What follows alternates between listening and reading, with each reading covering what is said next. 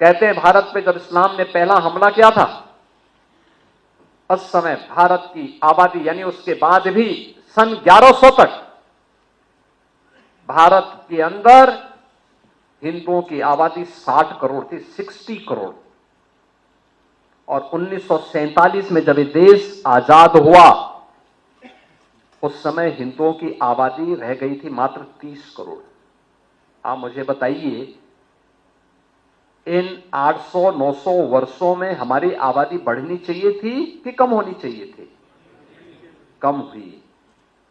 हम 60 करोड़ से 30 करोड़ पे आ गए, यानी आबादी ही नहीं घटी, हमारी खेती के उत्पादन को भी कम कर दिया गया। ये आबादी जो कम हुई, आक्रांताओं ने ही मारा नहीं, बल्कि भूख से मरे, बीमारी से मरे, तमाम अन्य प्रकार की यातनाओं से मरे। विदेशी दास्ता ऐसे ही होती है। इस देश पे वही किया गया, इस देश पर अत्याचार किया गया, उसका शोषण किया गया। और जिस भारत में 300 वर्ष पहले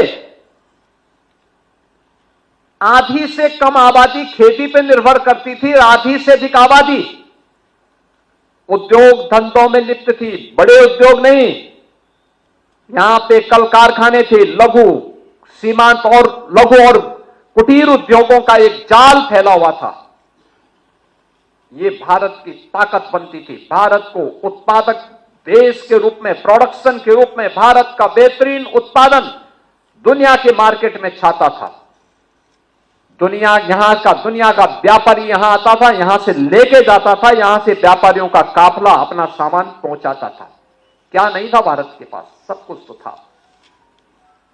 लेकिन जिन लोगों ने जाति के नाम पे बांटा, क्षेत्र के नाम पे बांटा, भाषा के नाम पर बांटा, तमाम वादों के आधार पर बांटा, और आज भी वे उसी विदेशी मानसिकता के साथ काम कर रहे हैं।